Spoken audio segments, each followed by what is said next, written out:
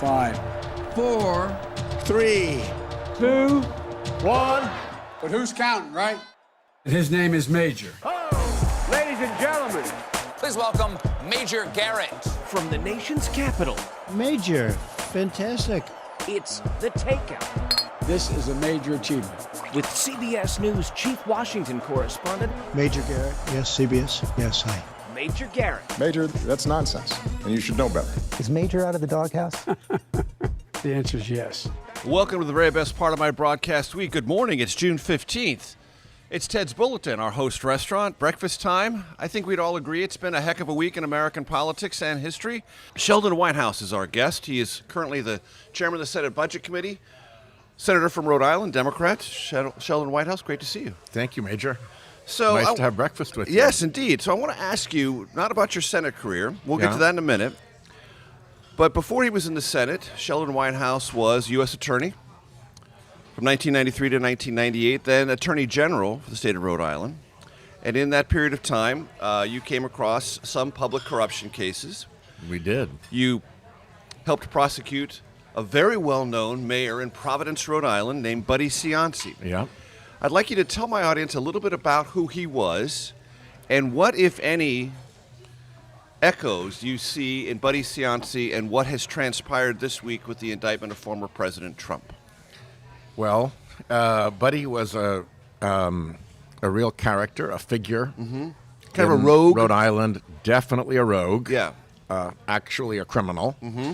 but an engaging one, and full of star quality. Mm-hmm. As a fat, balding mayor of a northeastern city, he would get on the Don Imus show and go toe-to-toe with Don Imus and hold his own in the battle of radio wits there. So my biggest lesson from Buddy, other than that sooner or later, if you're a crook, you do get convicted, Okay. is that how beloved he was in Rhode Island by so many people. And it nagged at me that he should be polling higher than, say, Jack Reed, our senior senator, who's the complete, choir boy, Boy Scout, Army Ranger. Yeah. Yeah, like As buttoned down as could possibly be. as perfect as you can be. Right. And then here's this rogue who is more popular. And I reached the conclusion that if you can jump the rails from being viewed as a politician to being viewed as a celebrity by your public, then different. Even though you're still a politician. Even though you're still a politician. If you present and are accepted as a celebrity, New you're held rules to a apply. New rules. New different rules standards. apply. Different Okay. standards. Way lower standards. And And as long as you're continuously entertaining, yeah, you there you go. met the standard. You've met the standard. And so, I put that into my little, shelf. Okay, and that's an interesting thing, but highly localized, right? Then along comes Donald Trump. And the exact same principle plays out at a national scale. What is it in the American character that is drawn to the rogue? Well, we've always been the We have. independence. Rogues We run started through with a revolution. the mythology of our country Yeah. and the actual lived Yeah. experience of our country. The Honorable Outlaws, Right. Butch Cassidy and the Sundance Kid, all of that. Yeah. It's a very important part of our mythology. And Trump, do you think at some level taps into that? Absolutely. Okay. Does that make him harder to prosecute? No, because at the it makes him more popular while he's prosecuted. But at the end of the day, that shouldn't affect the proceedings in the courtroom at all. It's one of the interesting lessons of our current experience that, in the current sort of bullying battle of our political environment, in which the biggest megaphone, loudest megaphone, most dramatic megaphone usually wins, that when the lying starts, if you can get the bully to an honest courtroom, they come crashing down. They lose. Fox News comes crashing down and has to pay $700+ million to the little election machine manufacturing company that it was abusing. Donald Trump has to pay millions to E. Jean Carroll, the parents of the children massacred at Sandy Hook, their lawyer's going to be chasing that rat. Alex Jones. Yeah, InfoWars for the rest of his life to get his assets. So once you get into the four corners of a courtroom, An and honest facts courtroom. and law are the only thing that matter, not the megaphone. Celebrity doesn't work for you so much any longer. All right. So what is your overall meta view of the indictment and what we saw play out this week? Seems like, really good work. Have you read it? Yeah. Yep. You've written those kinds of indictments. Yeah, and I've reviewed a lot more than I've written. I'm sure. So, we always reviewed them all, both as Attorney General and as U.S. Attorney. So there are two ways you go about doing this.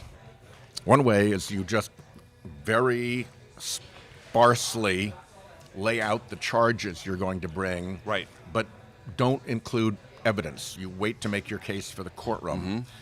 The other is to actually tell a story in the indictment. The so-called talking indictment. And show not all your evidence, but some of your evidence so that the indictment tells a story. Jack Smith obviously has chosen to go the speaking indictment route and tell a story. My guess is that if he's a smart prosecutor, which he is, he's got a lot more good evidence in his holster that he's ready to deploy when motion practice gives him more chances to put material forward.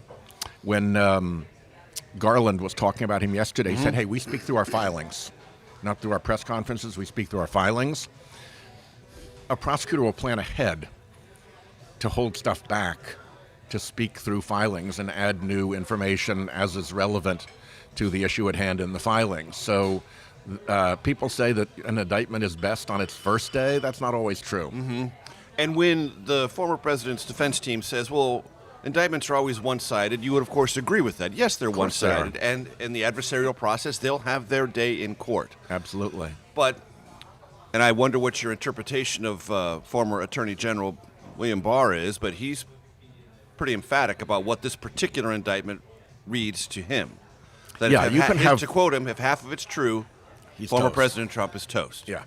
Would you agree with that characterization? I think it's a very, very tough indictment to weather because it is so full of factual information that is backed up by photographic proof, that is backed up by surveillance camera footage, that is backed up by notes of Trump's own lawyers from the room.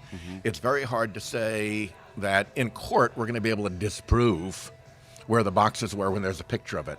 Very hard to disprove that Nauta moved the boxes at Trump's behest when you've got the records of the phone calls and the tapes of him moving the boxes. So it's there's not a whole lot of factual challenge that presents itself as being very likely. As if you were a defense counsel to the former president, is there anything you saw in that indictment that was an opening? I think the issue of using his own lawyers, Yes, Evan Corcoran, notes and so forth voice against memos. him. Now, from a point of view of prosecutorial misconduct, that's gone because they got a court order allowing them to do it. Right. But in the criminal and that was proceeding, reviewed by a 3-judge panel. Yeah. So it was not just ordered once; it was ordered twice. Yeah. So it's In a gone through. criminal- It's gone through the ringer a little bit. it's gone through the ringer a little bit. Now, you could also argue you can that challenge it. Exactly, you can challenge, give it a second go. Right. And then I think when you're in real trouble, you argue prosecutorial misconduct Right. and try to change the topic. So I'm sure we'll see a fair amount of that. But the interesting thing about that is that this is being done by Jack Smith. He's a special counsel.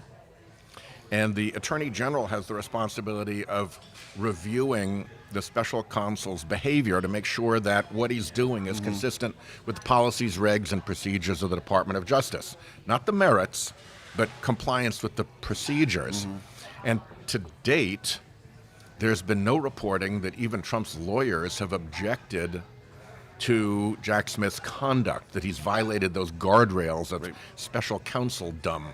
So if, in fact, the use of these things are out of bounds of DOJ policy, they would have raised it. He's got some bonkers lawyers, but he's got some good lawyers. Right. And anyone in that position would raise it if they thought they had an ability to prove that or assert that credibly in court. That's the voice of Sheldon Whitehouse, our special guest. Again, good morning. It's June 15th from Ted's Bulletin. We have Ted Tarts and sausage and black coffee, at least for me. Coffee with cream and sugar for the senator. We're off to a great start. Segment 2 in just a second. And this is going to be concluded in an honest courtroom where all of his big talk counts for absolutely nothing at all. It is irrelevant.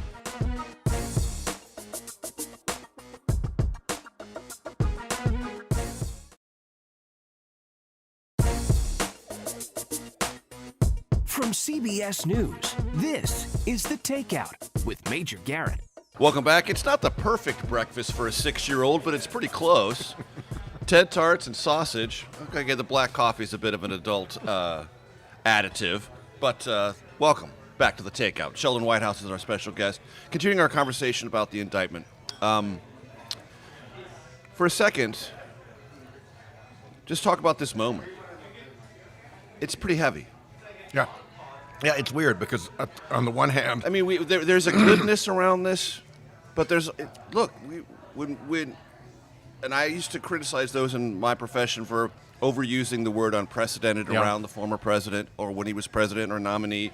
It was an easy, cliched, oh my gosh, nothing like this has ever happened. But in this particular instance, this is uncharted territory. And at the same time, weirdly, it is also absolutely mundane, particularly for somebody from my line of work. A grand jury has charged a guy with a crime following the rules of grand juries and charges. On the one hand, all the time. Yeah, happens thousands of times a day around the country. And yet, in this particular case, it's the former president, and that puts a whole new light on it. But you shouldn't overlook the fact of how mundane and ordinary this is. In the sense that it's a transgression. There is a law that covers this transgression. There is evidence that can be presented if that transgression did cross the line, and a judge and jury will hear the facts in the law. Consistent with ancient American traditions. And yet, you've heard the rhetoric. I was at Bedminster at the post-indictment cocktail party, the second I've attended. It's kind of a rarity in American life, a post-indictment cocktail party. There was one in Mar-a-Lago, one in Bedminster. And the president said that Jack Smith, the special counsel, is a lunatic thug, that this is the worst transgression in American justice in our history, that the Biden presidency is the most corrupt presidency in our country's history, and no one is a greater victim than he. Also, near the end, he said he has been the victim of a 7-year government campaign of psychological warfare. I'd like you to evaluate what I just accurately described the former president saying in his defense. So this individual has thrived in an environment where he can dominate the publicity of things and use his gift for bullying to great advantage, including in legal proceedings. I mean, if you look at people who've had litigation with him before, it's really had very little to do with actual courtroom stuff. It always is the courtroom and the litigation as the platform for a larger public conversation to bully and put pressure on and shout about and all of that. And I think what the president misunderstands here is that experienced prosecutors don't care about that. That's deep noise way off to the side. They're going to go about their business, and this is going to be concluded in an honest courtroom where all of his big talk counts for absolutely nothing at all. It is irrelevant. And I think that's the realization that he ultimately is going to have to come to.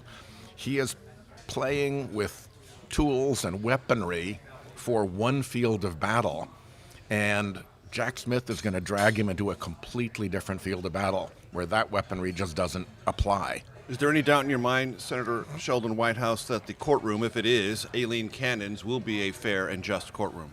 Yeah, I think there's really room for doubt. Her opening decisions were pretty stunningly bad. And when I say pretty stunningly bad, I'm not just offering my opinion. They were appealed to the 11th Circuit, which is a notoriously conservative circuit, and really slapped back hard in a unusually firm and harshly worded decision. So the judges of her own appellate court have already put a real brand on her as an extremist who's in out of her depth. So two things can happen here. She can realize, oh my God, it's actually time to be a judge here and really settle into her role and do a good job. Or she can keep kind of playing the way she did before, out of bounds, and wait another slap down from the 11th Circuit. And thankfully, the special counsel has some time to sort out which way she's going to go, because in the early motion practice, he can appeal all of that. But when the jury's impaneled and jeopardy attaches, then her decisions become unreviewable on appeal. The prosecution just loses after jeopardy attaches. She dismisses the case, and it's dismissed. So I think that special counsel is going to be watching her behavior through the early stages of the trial very carefully to see if there's cause to move to recuse her. Do you think there's any possibility or probability that she would recuse herself? It would probably be the prudent thing for her to do. Career-wise, it might be prudent. But I think, there's also a conceivable pathway where she says, whoops, I really blew that first one, and I got smacked down hard, and okay, I get the message here. I'm going to go out there and really play carefully by the rules. And to your point, judges typically don't talk to each other that way, the way that she was talked to by the 11th Circuit three-judge panel that reviewed her special master intervention. It was a pretty stunningly worded decision. And in your experience, they just don't typically do that? No. Right. So that, in your mind, there's a possibility that resonates with her and maybe influences her future behavior. She's got a judgeship for life. And if she wants to be a solitary, weird figure, notorious for bad judging and throwing decisions for people, that's going to be a very awkward thing for her for the rest of her career, sitting on the bench with her colleagues. Right. Wanting to join in with them and be a respected member of that community, she's going to have to play by its rules. Politico wrote earlier this week that there's kind of an edict from the White House for Democrats not to talk about this. Is that a good idea? I think that is a good idea. I think particularly for the executive administration not to talk about it. Because But leadership hasn't jumped in. Yeah. I mean, Democrats are not running to the microphones. You've been nice enough to sit down here and answer my questions, but by and large, I'm also kind of a technical witness for you. Yes, exactly. Yeah. But mostly Democrats are not saying anything about this, and I've listened to some Other than progressives let saying, the process play out. "Hey, Yep. get on the rampart, scream about this. This is a big moment. Kick him while he's down." To the extent that the argument made by Trump is that this is all unjust, unfair, and political, there's no point adding energy to that argument by engaging with it. He's desperate to force engagement from Democrats. He'd love nothing more than to have Biden say something about this so that he now has that to spin up. So I think it's both. He wants you bug-eyed and on the ramparts. Exactly.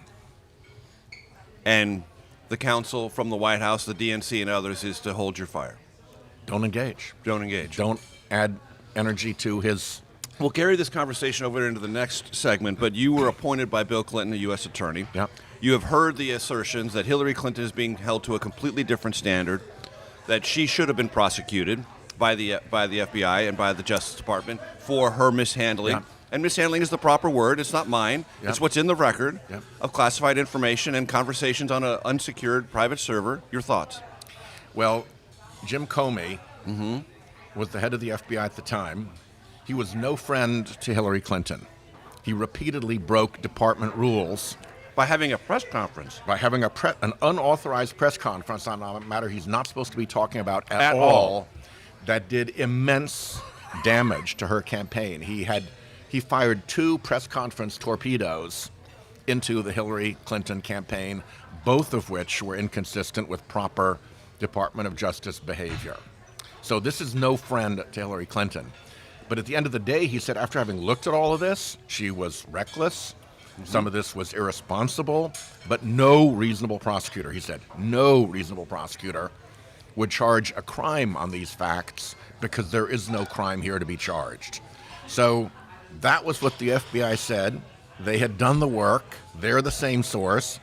In this case, it's completely different because what the case is really about is not just Trump having documents, but the obstructive behavior Bingo. alleged after that. More on Bingo. that when we come back. It's Ted's Bulletin. It's breakfast time. It's June 15th. Sheldon Whitehouse is here. Back for segment 3 in just 1 second. to smear a citizen and then not file charges is a very, very bad prosecutive act.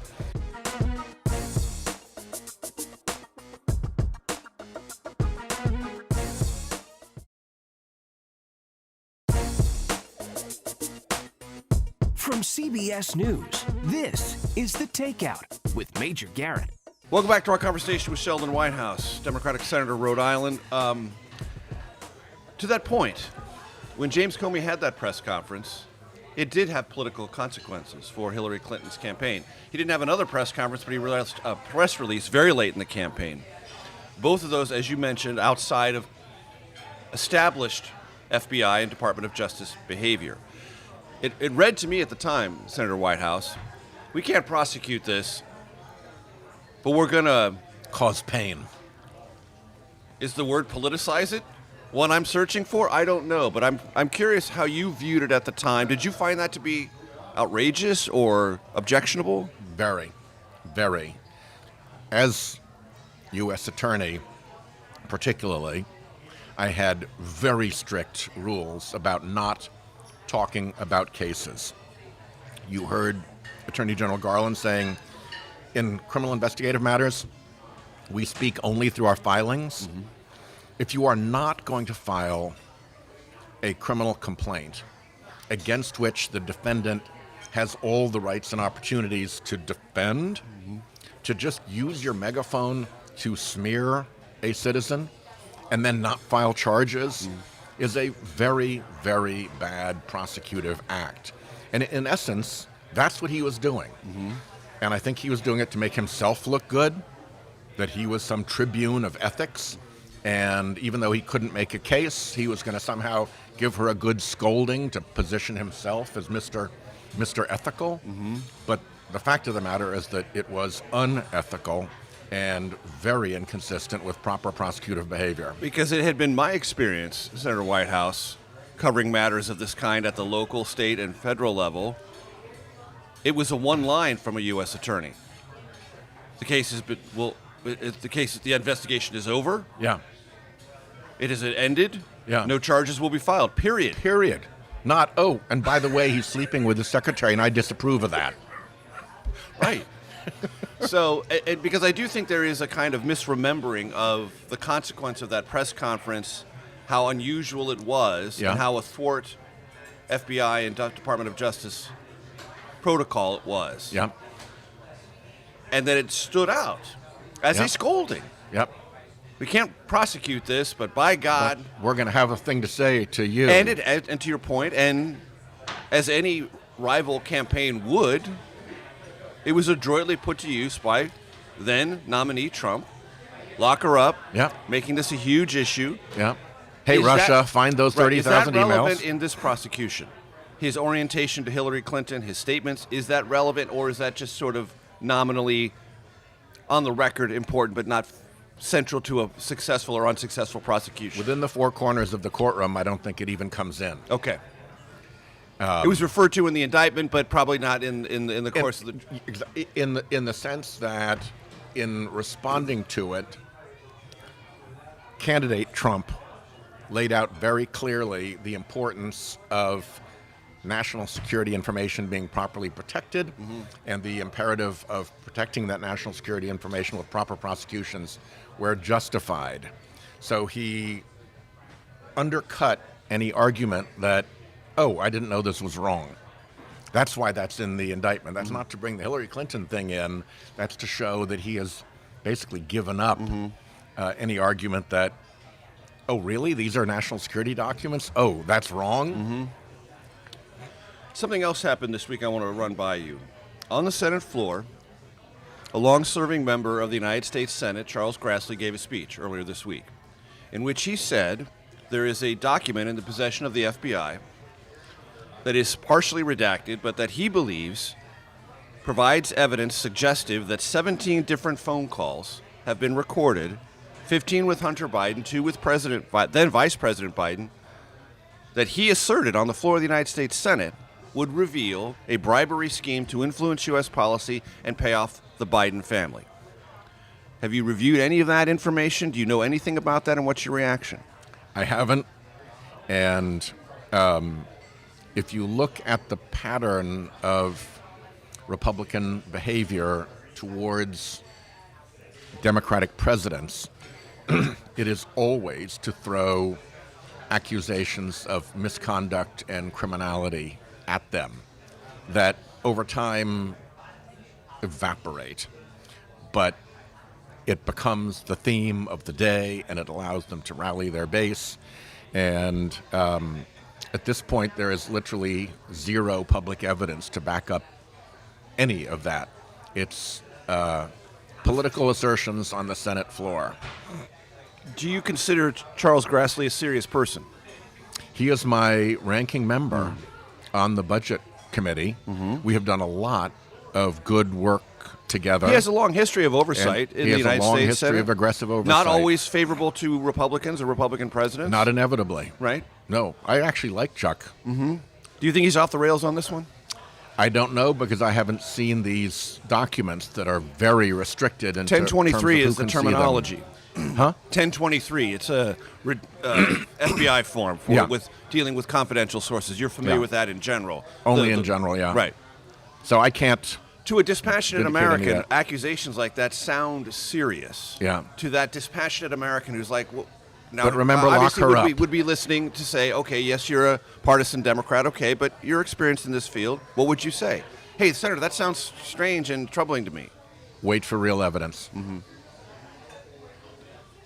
Eventually, these decisions, particularly if they have any criminal law aspect to them, need to be made on the basis of real evidence, not third-party surmise based on a statement from somebody else that may or may not be true by somebody who may or may not be credible, that's now been reported in a form that has never been subject to scrutiny and is now being used by partisan political figures. Guess what? Oh, to attack the president they're trying to defeat and discourage. Is that what this feels like to you at this point? Completely. Okay.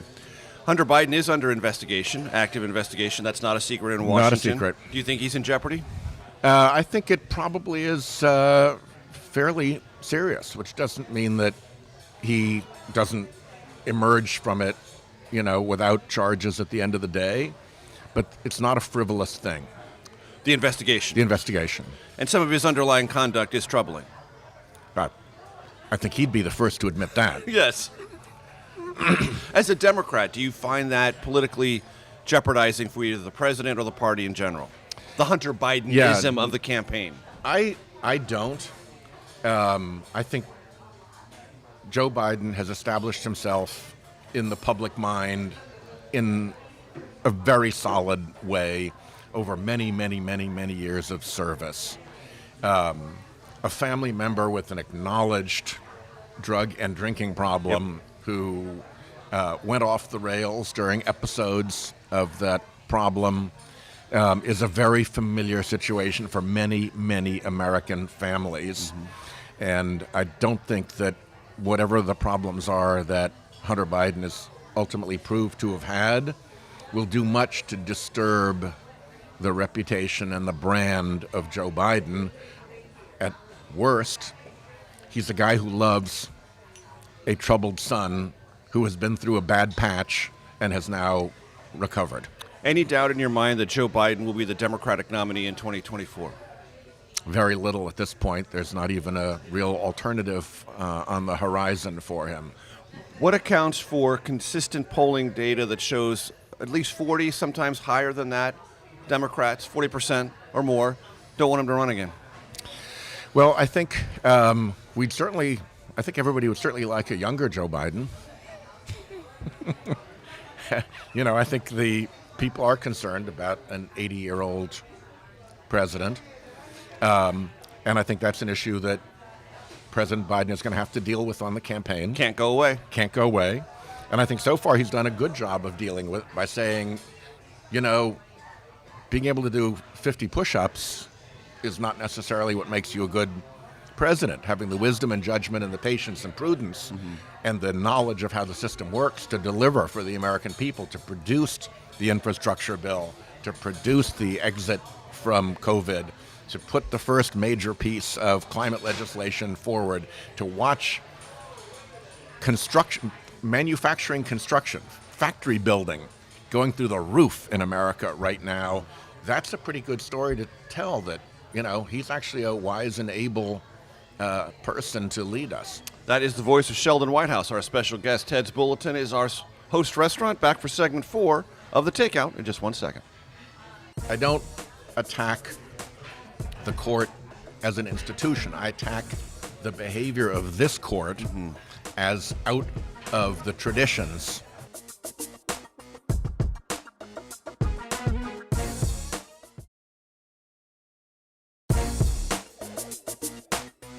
From CBS News, this is The Takeout with Major Garrett. Welcome back, Sheldon Whitehouse, our special guest. So, the Supreme Court is nearing the end of its summer session. There are several cases we're going to get opinions on. Yep.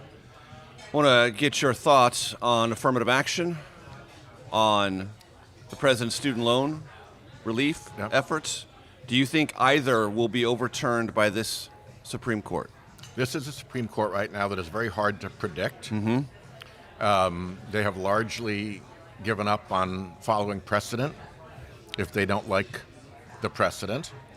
The most predictable thing about them is the alignment of the majority's decisions with the interests of big right-wing donor groups. And then you get these very weird variations, like the recent Alabama decision on voting rights. That completely blew up the unblemished record of this right-wing majority in disassembling and destroying the Voting Rights Act. It was an astonishing 180 by two of the justices. Justice Roberts and Justice Kavanaugh. Yep. It makes them very hard to predict. Are you right fearful now. about the future of affirmative action and the president's student loan forgiveness? Yeah. Yeah, absolutely. And you can go through a whole list of areas that are important to the Republican far right, where the Supreme Court has now become the delivery vehicle for the victories that they've been seeking in some cases for decades, whether it's dark money, anti-abortion, corporate power, lack of election transparency, all of that. And you have, in some of your speeches about the Supreme Court, suggested it is an illegitimate body for the very reasons you just suggested. Captured, yeah. Do you regret any of that rhetoric? Do you think No. that harms the idea of the solidity of American institutions? I reflected long and hard about how I should handle this.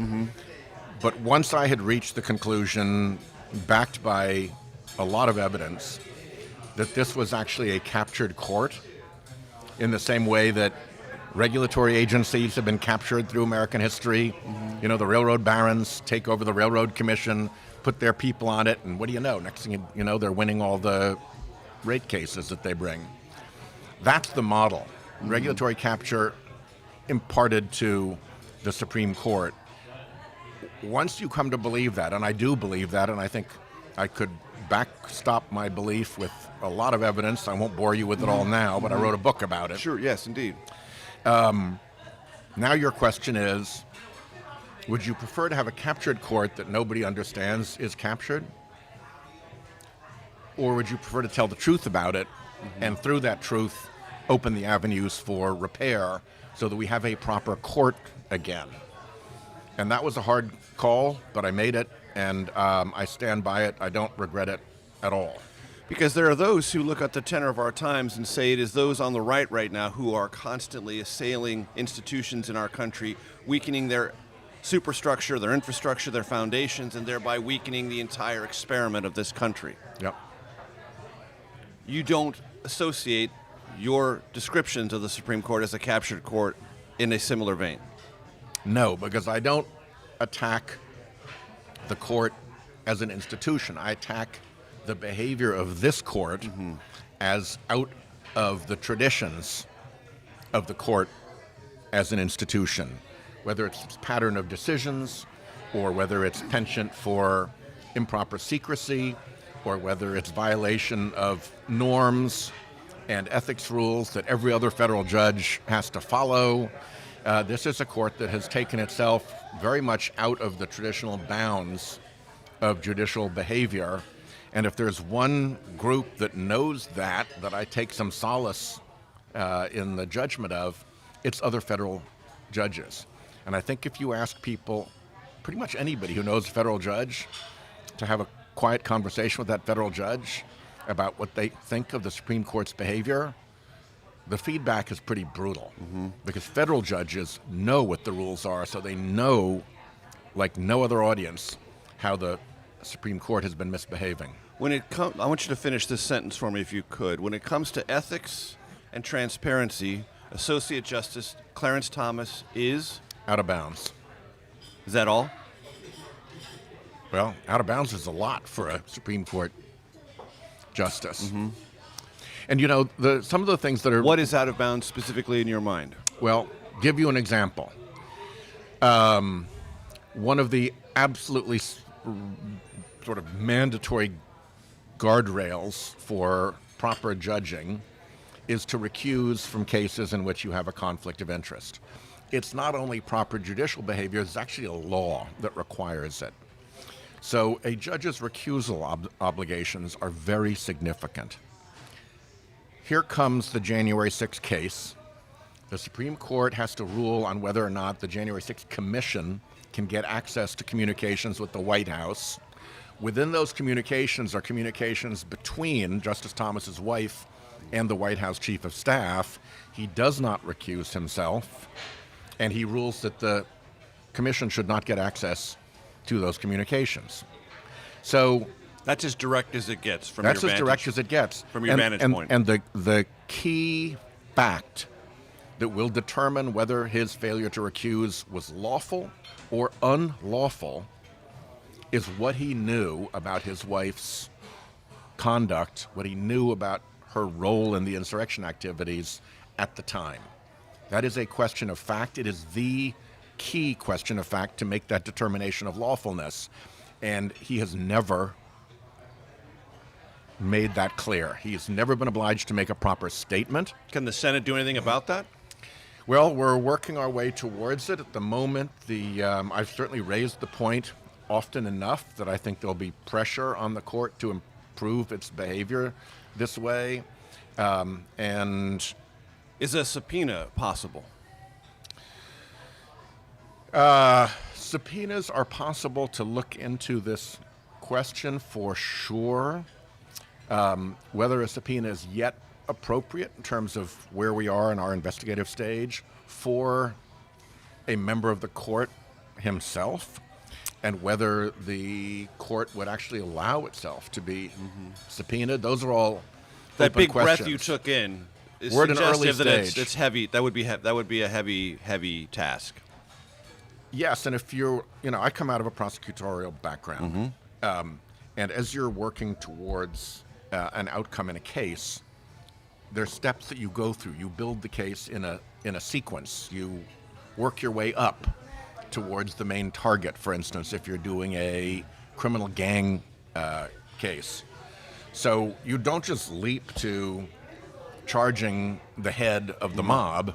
You first work your way through the cases, flip the people who are on the street, get them to say who their bosses are, work your case towards the bosses, and work your way up.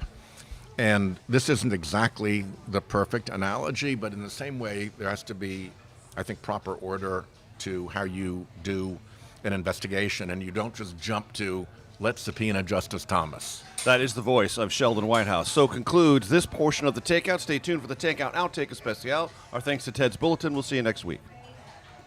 She does the one thing that protects our Senate Judiciary majority so that we can continue doing our work, and that is to show up.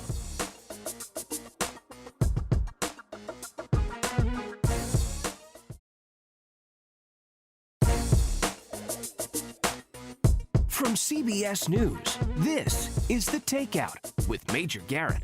Welcome to your Takeout Outtake Especial. Ted's Bulletin is our host restaurant. Sheldon Whitehouse, our special guest, chairman of the Budget Committee on the Senate side, Democrat from Rhode Island. Did the President of the United States, Senator Whitehouse, get fleeced in any way on the debt ceiling deal? I don't think so. I think... Are you happy with it? Not at all. Not at all.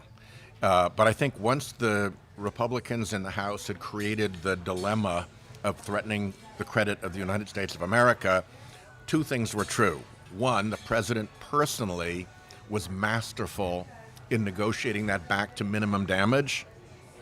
Second, nobody in the country got any advantage from this. It might have been minimum damage, but it was no good. And I think the president recognizes that, and I think that's why he's not going around taking big victory laps for his achievement. Politically, in the scrum of politics, masterful. For the public that he's out there to serve, that he cares about, nothing good in it. So let's move on. Why didn't the Senate Democrats pass their own debt ceiling piece of legislation to raise the debt ceiling and say, okay, House Republicans, you did your version, here's our, let's fight it out that way? Because the president had proposed a budget of his own. And you could have put that on the floor. In the Senate, there was really no need. There was no real objection to it. And the battle in this case was between the MAGA crowd and Speaker McCarthy and the president. Right. And as Mitch McConnell said, Senate's not in this. This is the Speaker and the president. And that's how it played out. So there was no point creating a sideshow when we were solid behind the president's budget, and we thought that was a good place to begin. How difficult is it a conversation within the Senate Democratic cloakroom about the future of Senator Feinstein? I think she's being astonishingly brave right now. Is she being unfairly pressured? I think people misunderstand the situation. The situation is that the rule that allowed the Republicans to block her having a temporary replacement on the Judiciary Committee while she was ill also allows them to block her having a permanent replacement if she resigns from the Judiciary Committee, also allows them to block her having a permanent replacement if she resigns from the Senate. So all this angst on the left and progressives saying, get her out of there, we can fix it this way. You can't fix it, is the what you're pressure telling for me. her to resign puts into Mitch McConnell's hands the question whether Democrats control the Judiciary Committee. Why would you want to give that power to Mitch McConnell after you saw what he did to Justice Garland? How's she doing? I think it's really difficult. You know, she's a perfectionist about herself. She's one of the most talented women ever to serve, one of the most talented people ever to serve, and her physical condition is not good. And yet, she soldiers up, and she does the one thing that protects our Senate Judiciary majority so that we can continue doing our work, and that is to show up, to not resign, to be present, to vote, and to do her job. I admire that. You've seen enfeebled men serve in the Senate, haven't you? Oh, gosh, yes. Is she being held to an unfair standard? I think I'd go back to what I said earlier.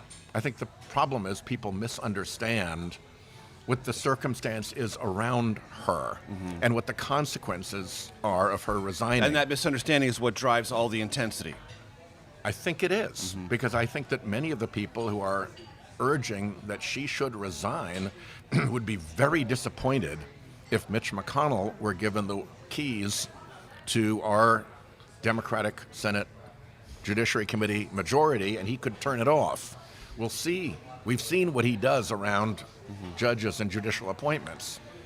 So we have 3 questions we ask all of our guests. You can take these in whatever order you choose. Most influential book in your life, favorite movie, and favorite kind of music. Most influential book in my life, I really loved Troublesome Young Men by Lynn Olson. Okay. About all the young parliamentarians around Winston Churchill in that great internal battle. Really terrific book. Favorite movie? I hate to go back to Winston Churchill again, but I think Darkest Hour is a pretty stunning It's a great movie. Great performance by the actor who played Winston Churchill. Doesn't look like him at all. Right. And favorite kind of music, I would say Traveling Wilburys and Willie Nelson. There you go. Sheldon Whitehouse, it's been a pleasure. Thanks so much, Senator. Thanks. We'll see you next week, folks.